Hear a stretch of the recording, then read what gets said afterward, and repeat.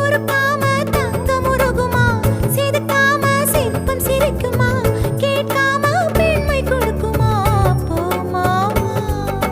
கெண்ட மீனி கிண்டல் பண்ணி பார்க்காதே, கொக்கு மூக்கு சும்மா ஒன்றும் போகாதே. ஏத்தி சிங்கு ராஜாதா எனக்கு இப்போ தேதி வைக்க வந்தாரே, தென்னாட்டு சூரியன் தான் எனக்கு இப்போ மாலையிட வந்தார்.